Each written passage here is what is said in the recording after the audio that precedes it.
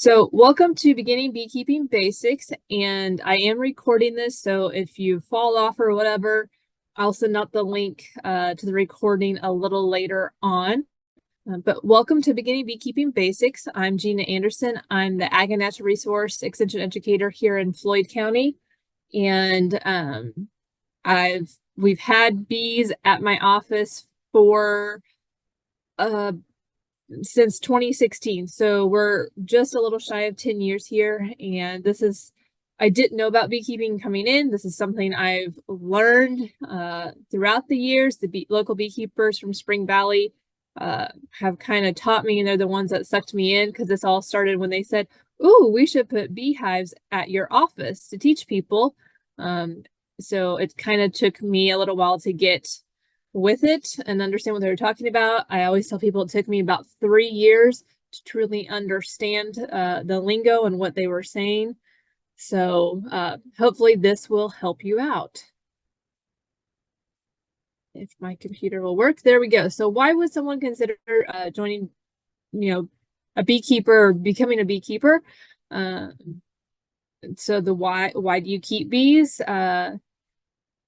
You think about the time to put into it. This isn't like other livestock where it takes a ton of time, at least on a day-to-day basis, but it could take some time later on. The money, this is not a cheap endeavor. Do you have the right location for it? And do you have the ability to get food to the bees? And is there enough food around for them to forage on? So those are the considerations as to why, or before you get to start beekeeping, things to think about. And so for that why, to get honey, people like to keep bees to get honey, to help pollinate crops. We have several beekeepers in our area that work with local producers and move their hives around to help with crop pollination, specifically for the blueberries and pumpkins. People use it as extra income, and then it's also just a hobby. They like to go and hang out with the bees. Time, again, it's not an everyday thing, but it's also not a set it and forget about it. I have one beekeeper friend who said she worked her first set of bees to death because she was out there every day opening the hive and checking on them, and that's not okay. That's too much. I take a little bit more lax approach because I don't have the time to go out every couple of days. So sometimes I only go out once every couple of weeks, and that's probably not enough. So there's a fine balance here on how much time you really have to commit. Things to purchase. So you have to buy bees. Unless you're lucky and you catch a swarm, you're going to have to spend some money on bees. You're going to need at least a hive, probably two. You're going to need feeding jars and pollen and sugar. One of the main topics at the Spring Valley Beekeepers meetings is always how much is sugar going for and where's the cheapest sugar at, because you're always going to need granulated sugar. Maybe it's also seeds for flowers. So you need to plant some flowers, and that might cost you money. The tools include a hive tool, a smoker, bee brush, and then protective gear, which is kind of up to you what you want to wear, gloves, jacket, veil. There's many other things that you could purchase, but this is really the basics. The location. So hives should face south to southeast, and the reason for that is as the sun comes up, that warms the entrance to the hives first, and honeybees don't fly until it's about 55 degrees outside. So that helps that hive warm up faster in the morning. Some shade, and this, again, when you talk to beekeepers, you can ask 5 beekeepers the same question and you'll probably end up with 10 different answers. You need some shade because the hives can get pretty hot. The bees are regulating the temperature. And so if it's a super hot day, they're going to have to work extra hard to regulate the temperature in the hive. Whereas if there was a little bit of shade to cover them in the afternoon, that would help. Most beekeepers do not keep their hives in full shade because that can present problems. So it just depends on where you're at. Need a windbreak. That wind's been awful strong the last few days. So something to help break the wind so those hives aren't getting drafts in them. And there should be food and water sources nearby. So a honeybee will fly up to 7 miles to get food if they absolutely have to. But that's a long way to fly when they only make about a 12th of a teaspoon of honey in their lifetime. So if they're only they're flying 7 miles one way and 7 miles back, that's 14 miles, and not a great return on your investment. This is what our hive started out like. So my hives are at the end of the cul-de-sac at my building, and we had fencing put up around it, vinyl fencing. This served a dual purpose. It was kind of a windbreak, but also because I'm in a very public area, it allowed me to put a padlock on the gate so that people couldn't get into the hives and mess with them when I wasn't around. Now I put the gravel base down to keep weeds out, and that hasn't worked at all well for me because I did have a weed barrier down, and when the gravel was laid, the weed barrier got all messed up. So I do combat a lot of weeds in here still. And that's something to think about on your location is, are you going to have to mow around the hives? Because sometimes depending on the bees, they don't necessarily like the mowers, the vibration from the mowers, or maybe even the smell of gasoline or diesel, or that stench to the pheromone sort of coming off of them. So something to think about is how close do you have to be to those hives to keep them maintained. Okay, just making sure I haven't lost anybody yet, and I think we're good. So once we got all the gravel and stuff laid, these were the 2 hives that we started with. Since that time, our hives have kind of fluctuated. We started with 2 because it's always good to have a comparison. If you only have 1 hive, you don't really know if they're a strong hive or not. So it's always good to have 2 so you have comparison. And then we have changed our hives over the years. I actually have 5 sitting outside right now. They had bees in them. I am not sure that when it warms up, they will still have live bees in them. Last year, the bees were great until February, and we must have had a super warm day where they broke cluster inside the hive, and within the same day, the temperatures had to have dropped below freezing, and the bees all died in wherever they were at. It dropped that drastically. So I'm really not sure what the hives will look like when I go outside and check them here maybe next week if it warms up above 55. So again, this is what our bee yard looks like. In that back corner, there's also a shed there now, so all my tools are close by. If you're thinking about food, the bees need carbohydrates and protein. So this can come from flowers, and you can provide it as a beekeeper. When thinking about the flowers, though, there's some other considerations to think about in terms of, is that flower been bred so much because it looks super pretty that it doesn't have enough nectar and pollen anymore to really support insect life? Or has it been treated with a systemic pesticide, or it's actually going to be damaging to the hive?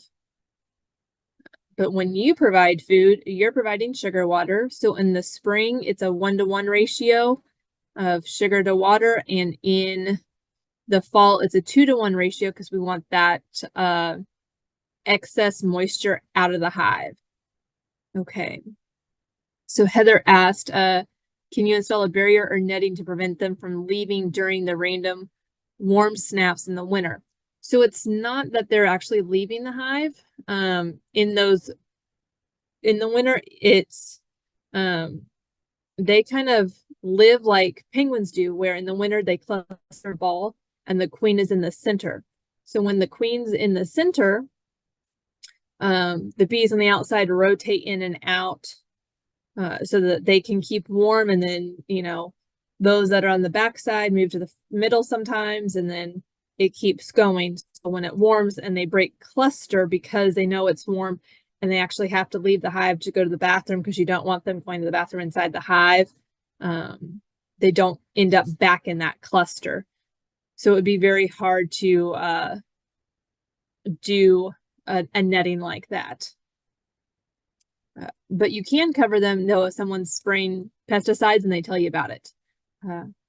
but we can cover that later. So Jim asks, is the ratio pound for pound or is it gallon per gallon? Oh, you're going to ask me to do math. I do cup to cup, but you could do, if it's a 1-to-1. So if you had one gallon-ish of sugar, then 1 gallon of water. But however you choose to do the math, because some of the other beekeepers do it by 5-gallon buckets. I literally do by the jar. So these are, actually you can tell this jar on the left is a plastic jar. The jar on the right is actually an old canning jar. It's a glass jar. And so since I have so few hives, I make my food on a smaller scale because I have nowhere to store it at. But just know it's a 1-to-1. However you choose to do the math, it's a 1-to-1 in the spring and a 2-to-1 in the fall. Did I make sure I got everything? Alrighty. Think I got everything. Everybody's in. We're good to go. So again, this is mine. This is a feeding board. You can also buy frames that fit inside so that you're not doing jars, but you feed in what looks like a normal frame. Another way to feed them, especially in the winter, is with sugar and pollen patties. So this is what we put on the bees. We add a little bit of vinegar to try to keep bacteria out. It's on a paper towel right now, sitting on top of the frames.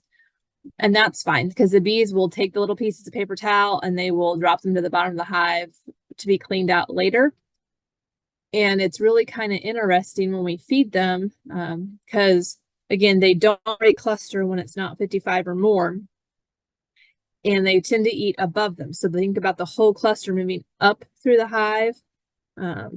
Unfortunately, we see them starve in the hive, even though there's honey in the hive. So they could be in the middle of the box and there could be honey, an inch and a half over to the left. Somehow they're not necessarily smart enough to go, everybody take 2 steps to the left so that they can eat, because they tend to migrate up. So if the food doesn't stay directly above them, there's a chance that they could die in the hive, even when food's provided, because they just, for whatever reason, don't shift to the left or the right, and they really want it straight above them. Okay, so now on to the hive. So I told you ours look different. We've started out with 2 of those boxes sitting on top of each other, and you'll just have to excuse my terrible camera work here and having my hand in the way. This is a standard. This one covered in white is kind of like a standard one. This is one that gets tall. It's boxes. This one, the gray one, is what we call a long hive, or some people might call it a top bar hive. It's not a true top bar. So this, where the metal roof is, this whole piece will flip up and my frames go the length of this hive. You have to decide what's best for you. So the gray one is nice because I don't have to move boxes off of it. The other one has boxes on it, and it would look, in a good year, hopefully something like that, which is a lot of boxes. Depending on the size of the box, because they do come in 3 different sizes. You have small, mediums, and larges. The large, if you were to run larges for your bees to store honey in, would weigh somewhere in the neighborhood maybe of 100 pounds per box. I am not that strong to pick up a 100-pound box of honey and move it. The mediums weigh between 50 and 80 pounds, and then the smalls somewhere around 20. So depending on the age of the person, their stature and everything, that can get to be a lot to move. Whereas that gray one, which you can kind of see in the back, if I just lift the lid, then I can just pull out the frames I need and put them in a cooler or something that's easier to move. So here are the parts of the box or the hive. So that very bottom piece, the stand and bottom board. So the stand is gray. It's that gray metal piece, and then the bottom board. Your stand could look different. Your stand could be cinder blocks like what we had in the first photo of my beehives. It's just something to keep it off the ground. It keeps pests out a little bit more. If I were to have a skunk get in there, if the skunk were to reach up to try to get into the hive, it would expose the skunk's belly, and the bees could attack the skunk's belly at that point to drive it away. So the reason that, these stay on stands is to keep them off the ground and to kind of force predators to have to reach up a little bit and expose their areas that are more sensitive. Then we have a ventilation box or a dummy box. So around here, it gets super hot in the summer. That box we put below where the baby bees would be at to help with air circulation. It has a few frames in it, but not a lot. Then we have the brood box. So this would be where the queen is hanging out, and she's laying her eggs and they're tending to the queen. And that's where kind of all the action's happening at, because you need the queen to be laying bees. And then you have a deep super here. And the reason I have a deep there is that's the box I was going to keep on for the winter. So I want that one full of honey so that the bees can survive. So that's the two boxes that stay on all year are the brood box and the deep super. That's the two things that stay on all year here in Indiana. And then everything else above that deep super is considered a honey super. Now, some beekeepers are going to put a screen or a divide between the deep super and the honey super, just to make sure the queen doesn't get up in the honey and start laying eggs. They may put it between the brood box and the deep super to keep that queen down. It just depends on the queen and if they're giving her fits or not. I've only had one issue with the queen being in a part of the hive that she's not supposed to be in, but that was my fault because I didn't get out there early enough in the spring to start putting more boxes on them because they got super active super early.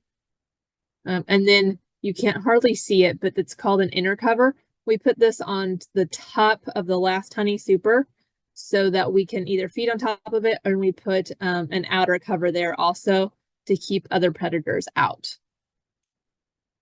And this is kind of what the entrance looks like. So we have an entrance reducer here, helps regulate temperature, also keeps mice out, and makes a smaller area for the bees to have to defend, because wasps will come and grab a bee and take it back and feed it to its offspring.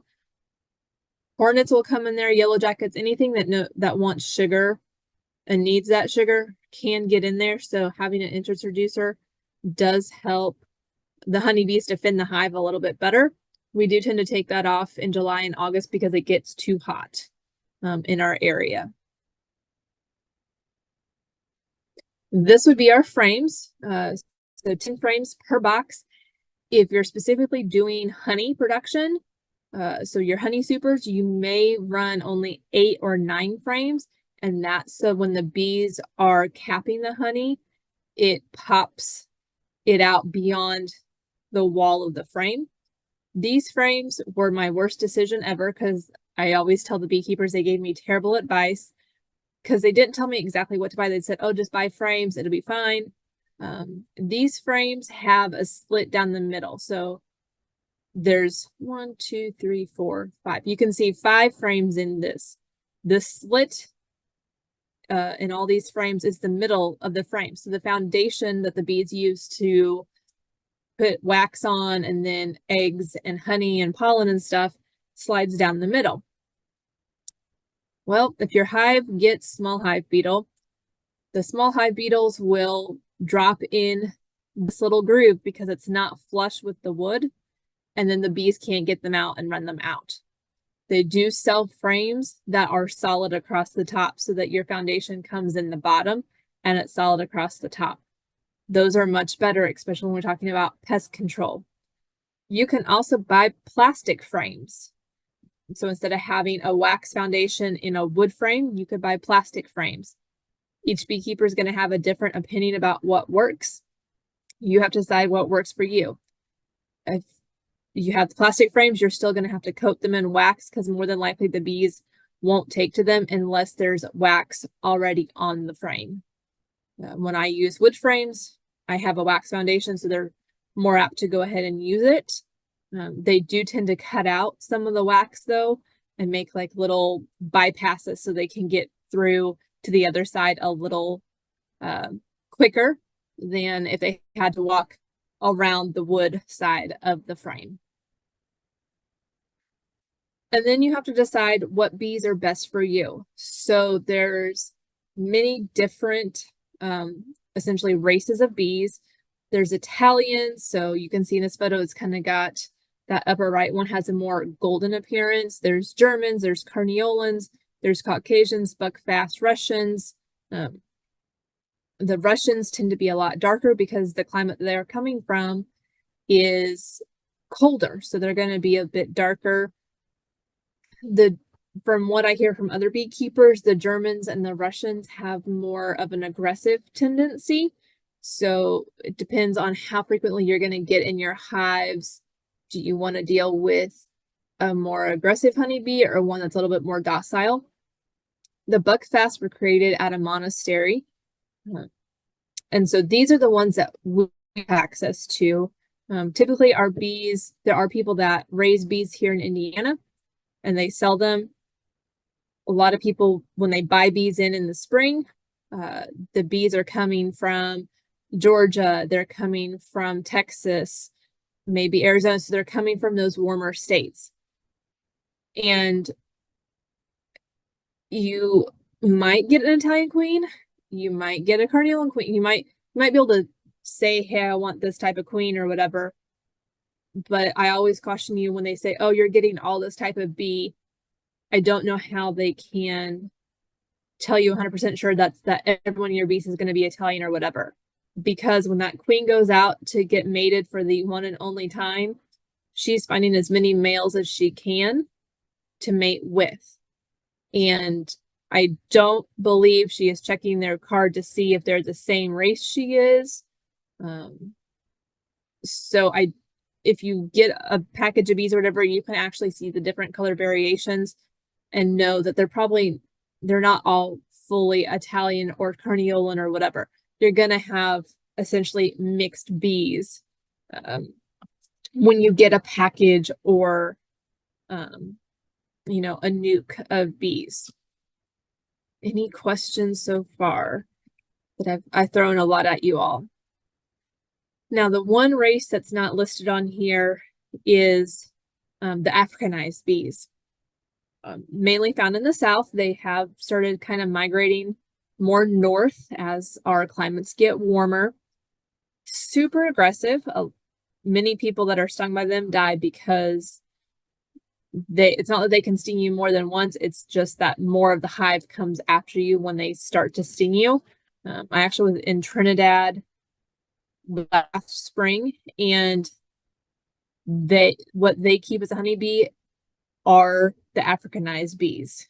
So you have to be in a full body suit, have it all taped up, can't have any holes or take any chances of a bee getting in your suit. And the reason that they run the Africanized bees is they couldn't get rid of them. They infested the island. They had them all eradicated. They came back.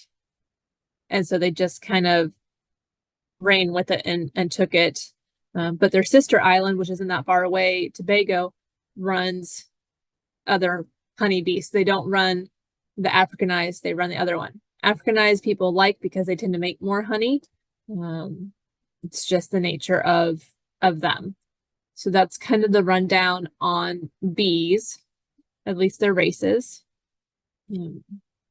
This is just an up close, so you can see that they're kind of fuzzy towards the top. What you can't see in this one is on their legs, they have what's called pollen baskets. So when you see them flying in and out into the hive, you might see these little yellow or orange or reddish balls on the side, and that's the pollen that they've collected from the different flowers. So for a life cycle, a worker from egg to adult is 21 days. A drone is 24 days from egg to adult, and a queen is 16 days. So the queen is shorter because the hive cannot be without a queen. It needs that queen in there to release that pheromone so that the bees know that that's where they're supposed to be at, that's home. She gets fed royal jelly as she is growing, and that's what makes her a queen. The drone are the males. Unfortunately, the males don't do a lot in the hive. If they just kind of, if they eat there, then that takes away from the females. So in the fall, the drones are kicked out because they're going to eat all the food that the females need to continue on. The workers are all female. So the hive is mainly made up of females. If your queen dies for whatever reason, or she gets eaten or something happens, and they don't make another queen, you could run the risk of one of the workers deciding that they're going to lay eggs. If you have a worker laying eggs, it will only be drones because that worker has not been mated. So that worker can only lay male eggs and produce more males, which will not let the hive survive. So that's kind of the rundown. People do requeen, so the queen's good, usually between 1 and 5 years. You'll start to see her laying patterns decline the older that she gets. So typically people will requeen their hives, whether they take her out and force the hive to make a new queen, or they buy a queen and install that queen in the hive and hope that the bees accept her. So there's a couple of different ways to do that. That's a little bit more than beginner info, but that's kind of how the hive operates. So jobs in the hive. So you have hive bees, they're doing cleaning and feeding the larvae and feeding the young and the queen, and they do that job for about 21 days. And then you have field bees. So they're older and they're guarding the hive, they're doing wax secretion, they're building comb, they're working the nectar, and they're foraging. And the reason that the older bees are the ones foraging is, well, if they died, they were already going to die anyway. So if they get eaten by a bird or whatever, they were already kind of going to be on the outs. The photo here, I always call it like the human chain. So they're moving wax and stuff, and they're from one bee to the next. So they're secreting wax, and they're getting the hive frame ready. So outside of the hive, you need some gear. Now, this is up for debate. I work with a lot of beekeepers. Sometimes some of them don't wear any gear at all. That is not something I can do. I have not super long hair, but I do have long hair, and have had bees get caught in my hair, which is not a fun experience. So you have to decide what gear is best for you. You have the jacket, so definitely covering your body. You don't necessarily have to wear like a full-bodied suit, especially as you're not working Africanized bees. I don't recommend wearing shorts out to the hive, but some of the guys do and don't have a problem. But I know some other beekeepers that have had bees get underneath their pant legs and crawl up their legs and get stung. So your choice if you want pants or not, like a long pant jacket or whatever. So this beekeeper with the brush in their hand has a rounded veil, which is nice. The one in the back that you can kind of see, his is considered flat-faced. The flat-faced I got a good deal on, and that's what I bought to keep out there for my beekeepers. Some of the older beekeepers, I should say, didn't necessarily like that because they felt that the bees would still sting through it. So bees by nature are going to attack things that are dark. They're wired to say, if it's dark and it's coming in our hive, it's probably a bear and we need to attack. So having the dark veil is kind of problematic because it's already dark. But if they hit the veil, or you don't have the veil popped out just right, they could still potentially sting you from the veil. And you always have to make sure on any of this that you have it all zipped up and stuff, because they will find a hole and they will get in it. You know, we have gloves, so the person kind of leaning on the hive right there has gloves on. Those are beekeeping gloves.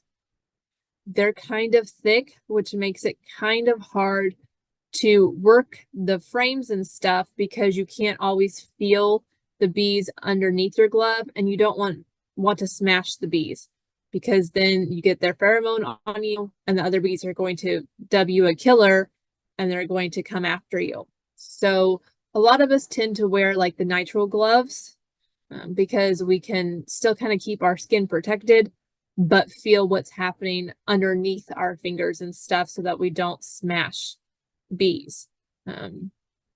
When the bee stings you, more than likely the stinger will stay in you. Don't pinch it to get it out. You have to scrape it. If you pinch it, you'll put more of the venom in your body because the sac is still attached to it. So this is kind of the gear though. Okay, and this is the cost. Now this is pre-COVID-ish, so this could have changed.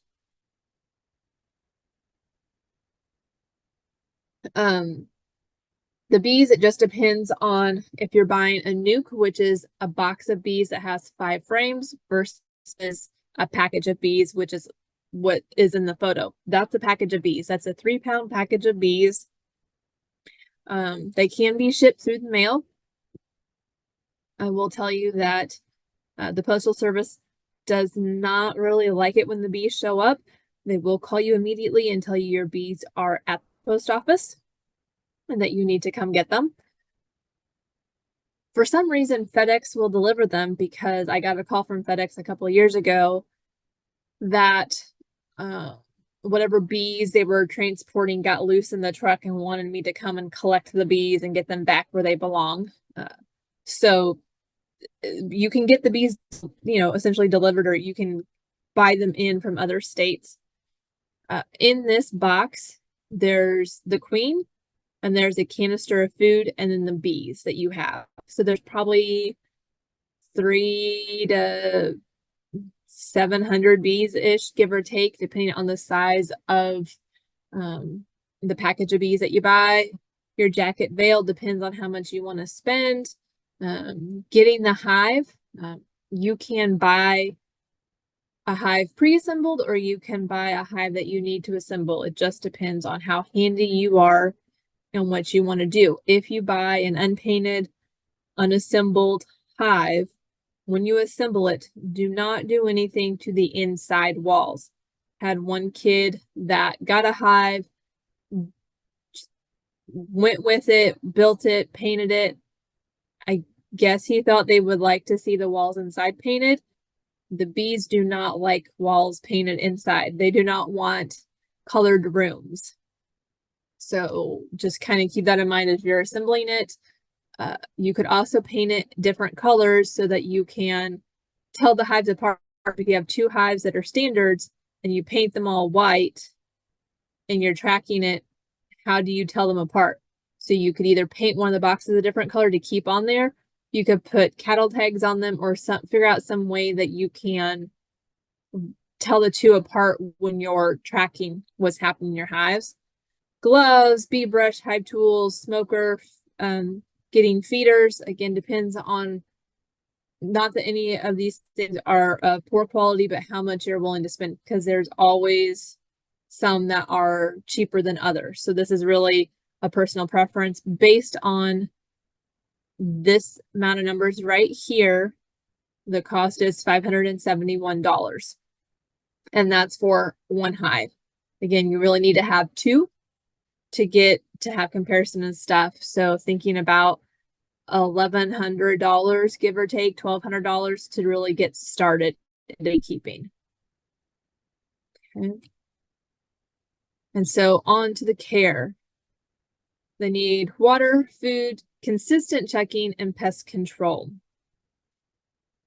So for the water, and we're going to hope this video works, water and food, this is that top bar hive that I have. And you can see the bees are on the top here. This is granulated sugar that we made a candy board out of, and we've put pollen patties here. And and they will consume it and take it back down to the hive and put it where it needs to be at. Consistent checking. This was my first beginning beekeeping class that we did in person. So Tony is showing them what to look for.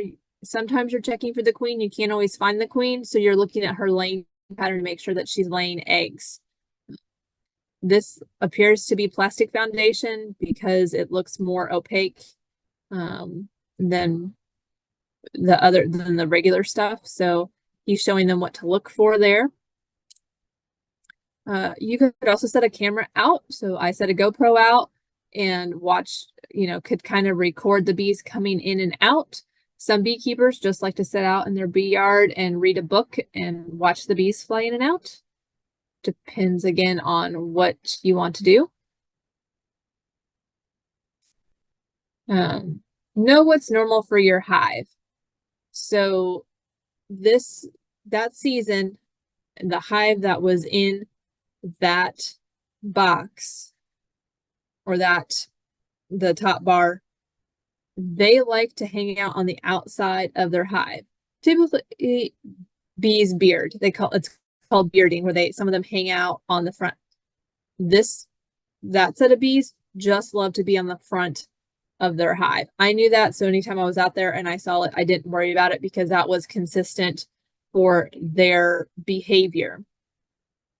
In that same season, they also chose not to follow the building instructions, and they didn't like each frame having foundation because they were doing all kinds of weird stuff. So we ended up doing what's called checkerboarding, where we would put in a frame of foundation and then just a frame with wires on it, and another frame of foundation, and another frame with just wires on it. And it's because they just wanted to do their own thing. They didn't want to have to follow the pattern. So this rounded comb here is typically what you would find in a beehive out in a tree or wherever. It's not going to be these perfect squares, because those perfect squares are for us as beekeepers so that we can harvest the honey.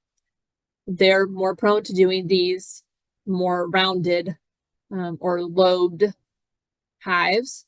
And then this photo on the right is of queen cells. So these two bullet shapes here are queen cells. Some hives are more prone to have emergency cells and make queens than others. It's just something you have to be more vigilant about and double checking, are they actually filling those queen cups or the queen cells and making a bunch of new queens, or they're trying to overthrow their current queen, or what's going on. So that hive was notorious for just having all these queen cells in it. Learn how to check, and I'm not even going to try to make the video work because I know it won't. So you have to learn how to check that frame. You're looking for eggs, which is really kind of hard. You have to have the light behind your shoulder, and you're looking for a little piece of rice. Those are, the eggs and the larvae, and then as the larvae get older, before they're capped, they kind of turn into like a brownish, blackish worm, and the cell will be capped, and then they start to emerge. They kind of go through like a grub phase, and then they start to emerge as bees when it's all done. So when they eat their way out of essentially their room when it's time. Find your queen on occasion if you can. This queen is marked, so she has a blue dot on her. I believe a week later we went in that same hive, and her attendants did not appreciate their queen being blue, so they cleaned off the paint. But she is much longer than the other bees. Sometimes she's easy to find and sometimes she's not. So again, if you didn't see the blue dot, there's the queen. On that bottom board, there's a piece that you can pull out to clean and stuff. So you can check that and see if there's insects coming out of the hive that the bees are maybe chomping off their feet or whatever on the varroa mites and stuff, and dropping them to the bottom. You can check on pollen. I don't know how the bees did it. This has rocks on it. I don't know how they got rocks in their hive, like why they would even try to take a rock in their hive and it ended up at the bottom. So you can learn about some of the pests living in your hive through that. Varroa mites an issue. So that's like kind of like a tick to us that carries disease. Varroa mites carry disease and they can devastate a hive. So you can check them by doing what's called an alcohol wash. More times than not, you have to sacrifice about 300 bee or between 100 and 300 bees to get a good count. But on the bottom side here, so all these like look like little bitty seeds. These are varroa mites. Anytime you have more than three, well, three or more, I should say, it's a problem and you should treat your hive. And it's pretty consistent that most people have to treat their hives around here. There are bees that are considered Minnesota hygienics that are better about controlling the varroa mite in their hives. I don't have any of those down here, so I do tend to have to treat my hives for varroa mites. And so how do you learn this? Attend classes, so something like this. You can attend local bee meetings. So if you're in Floyd County, well, it doesn't matter which county you live in. If you want to drive to Georgetown, Indiana, the Spring Valley Beekeepers meet now on the first Wednesday of the month, starting in February, I think is the first date I have. That will be February 7th. I don't have all the details yet, but they meet at Tunnel Hill Church in Georgetown at 6:30. Clark County also has a Beekeepers Club meeting. They're usually like on a Tuesday or Wednesday later in the month. But I don't go to those because I don't have time. So you can check that out on like Facebook and stuff. Beekeepers of Indiana website or Bee Health Extension website are also great places to go and find information if you're thinking about beekeeping or you have bees now that you're just starting out. The Indiana Bee School should be the last Saturday of February. So if you go to that indianabeekeeper.com, you can find out information about that day. So it's for all beekeepers, not just newbies, but they do have a new beekeeper track. So they have the classes set for you to learn kind of from the start about beekeeping. And then there's other classes for beekeepers that have been around a while. Could be on like mite control, could be on honey production, different things like that. Find a friend. So if you're part of the beekeeping clubs around here, they tend to have people that will come out and help you. So I kind of act like a mentor. The beekeepers on the left there, that one is in the plaid is Kenny Schneider, and he's the one that came to me and said, "Ooh, I think you should have hives at your office." He passed away a couple years ago, but we still have them. It's a challenge some years, but we still have them. And then the person in the pink veil is Melanie Posh. So she helps me kind of maintain the hives because if I'm gone for work, someone's got to come and check them every once in a while. And then know the laws. So in the state of Indiana, you can keep bees in all municipalities. You do have to check to see how many hives you're allowed in certain areas. And this is actually different in subdivisions. I do believe that most subdivisions won't allow bees. At least in Floyd County, I don't think they allow bees. But just check if you live in a subdivision about your kind of your governances and see what they allow. You know, have fun with it. So it's kind of hard to see, but there's a swarm of bees here. So that's something that I do get calls about in the spring, that people have swarms and they need someone to come get them. I typically don't go get them, but I'll call other beekeepers to go and get them. But that's again a service that we provide. All right, so let me stop sharing and I'm happy to answer any questions that any of you have. Anybody? I've given you so much information. You just don't know what to do with it. You can unmute and ask me. You can type it in the chat. What about catching swarms and putting them in a hive? Is that not recommended? No, you can. You just have to have a box ready to do it. Yeah. And put them in there. So I field calls That photo was from an apartment complex. It wasn't a great swarm. And so it didn't survive. But yeah, you can totally catch swarms. You can either kind of put it out there that you're looking for a swarm, or you can let me know, hey, if you get a call, I can put you on my list of people to call to go get them. But yeah, swarms are totally, if you can catch them, then they're freebies. Some people catch so many swarms around here that they end up reselling the swarms. Okay. They also told me that you could put lemongrass oil at the entrance and around the hive, and that will attract them. That's what they mentioned at the beekeepers meeting. Yep, sometimes you can do lemongrass oil, and that will help. It just depends on what bees are around as to, if they like what accommodations you provide. Okay. Because I've had calls like swarms. Smith Creek's called me before, and they went to turn over a mulch patch or pile, and there was a swarm of bees inside there.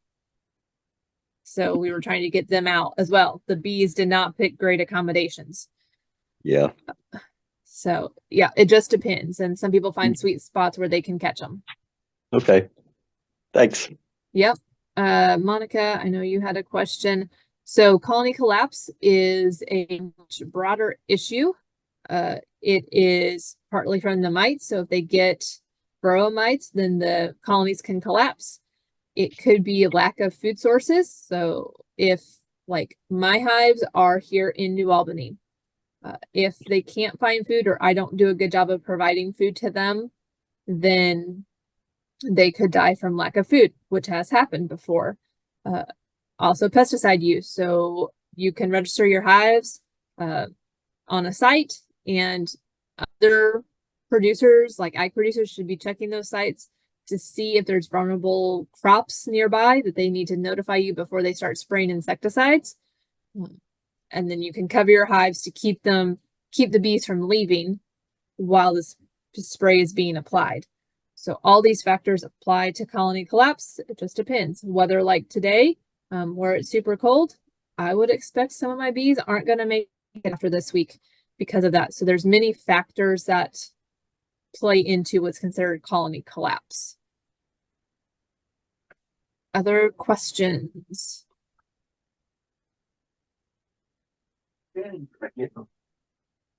Other questions? Well, if you don't have any other questions, I appreciate you joining me today. I will get this recording sent out here in a little bit. And I also have a quiz, or not a quiz, but a survey to send you. And then the next class, if you're interested, is going to be February 6th. And we will get that out, a link to register here in about a week or so. And that will probably be on beekeeping pitfalls and kind of pursuing that insects and other predators in the hive a little bit more. So that's coming up on February 6th, same time. Seeing no further questions, I'll at least stop the recording here.